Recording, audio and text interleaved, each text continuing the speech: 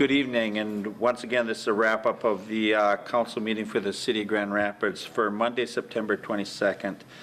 Just want to touch a little bit about the work session. A lot of times we don't get into work session, but I wanted to touch on it today because we changed some city bylaws, and the last time we had changed city bylaws was 2007, so basically about seven years ago, and there are a lot of changes. Boards were changed to advisory groups. Some have been disbanded, some have been added, arts and culture. So it was appropriate that we went through the city council bylaws and amended them, or will amend them at a later date yet to come this year. We're continuing down the path, even though we had a levy discussion on what preliminary levy would look like in 2015 from payable in 14, in 15 from collectible in 14. We'll continue that yet at our next council meeting in a couple of weeks, the first meeting in October. And the beauty of that is we're down to about 4 groups: citywide, council, administration, and with that, we will have all the numbers. We'll have had an opportunity to ask this different department heads, just exactly what's going on, what's driving their budgets up or down. Regular meeting this evening. I did talk a little bit. There are going to be a couple of life savings, and I would once again like to acknowledge Gary O'Brien and Ashley Moran for their efforts in life saving that had occurred earlier this year, and at a later date we will be recognizing them for their efforts along with Meds One on a life-saving award. We're going to be having some meetings out into the community. October 6th we're going to be having a meeting at Forest Lake School, October 7th at Murphy, October 14th at the Public Works Public Utilities Building, and October 15th at Southwest School. A couple of topics of interest under the consent agenda. First one was that we accepted almost $69,500 from the Towards Zero Death to do some grant work, and the staff will be going out and they will be using those funds to put additional resources out into the community to look at reducing deaths in the area, not only just in Grand Rapids, but it'll be supporting with county sheriffs and the highway patrol.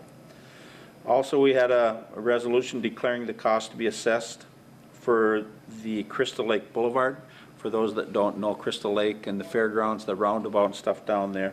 So we're going to be declaring a resolution declaring those assessments to be out there, and the public hearing for that assessments, if you want to come in, if you have an issue, would be October 14th. So there will be at the Public Utilities Building when we have that other public meeting. There will be an opportunity after that. There will be a public hearing, and you can ask your questions related to the assessments that you received on the Crystal Lake Boulevard project.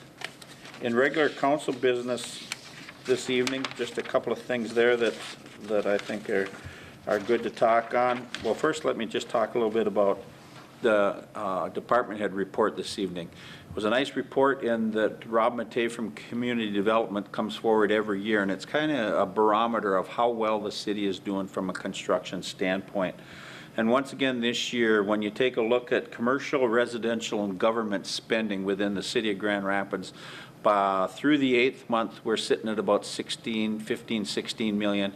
But by the end of the year, once again, we're going to spend in excess, or there will be spent in excess of $20 million on commercial, residential, and government buildings and stuff in the city limits of Grand Rapids. So I think that speaks highly of the continued development in those 3 areas and the growth of the community. Engineering, Julie Kennedy was in and talked a little bit about some participation with Itasca County to cost participate there. Looking at rail service, an issue with a lot of local businesses up and down the range, from Magnetations to UPM to Minnesota Power and others that may have some interest on use of railroad, looking at an alternative path where we may develop a short line railroad that would connect, instead of being captive to Burlington Northern, we would have access to Burlington Northern and Canadian National, which can create some competition and actually help lower the cost and improve traffic flows as it relates to moving product back and forth from east to west from the Dakotas. Right now, as you know, coal shipments have been hampered and hindered coming in. Grain shipments have been hampered and hindered moving across, all due to the Bakken oil fields, and that it's pretty lucrative to move oil by rail right now without the pipeline out there. So that Bakken oil field oil is being transported by rail right now, and it puts a bind on you. There's only so much room on the rails, so something has to give. And right now, coal shipments and grain shipments are looking to move a little bit up. They got to apparently become the squeaky wheel that's needing some grease, because right now oil is certainly a priority. We ended the introductory period for communications specialist Jessica Setness, and then Tom Pagel, our city administrator, went over the local sales tax once again, how that is calculated, what the impacts of the current levy as we know it right now. We will be doing final levy recommendations and approvals coming up between now and December 15th. And with that, we believe on the city side that the levy that we will be putting out there on a taxable market capacity valuation of properties, it will actually on the city side be a slight decrease from what it was last year. So when you take a look at the operating budget actually increased in that we had to repair some roofs at the Civic Center, the fire hall, and then some other increase on our geo bonding for Crystal Lake, the Boulevard, and the roundabout. Those costs were added to our geo debt, and you have to, of course, pay for those costs. But with other cuts and where our tax capacity is going to end, or where we expected it will end, it will actually be a slight decrease on what you would see as a tax rate in the city of Grand Rapids. With that, we paid the bills, and we will get together in 2 weeks, 2.5 weeks, when we meet again in October. Hope everyone has a good evening. Get out this week and enjoy the beautiful weather. Sounds like it's going to be great all the way for the next 6 or 7 days. Thanks, everyone.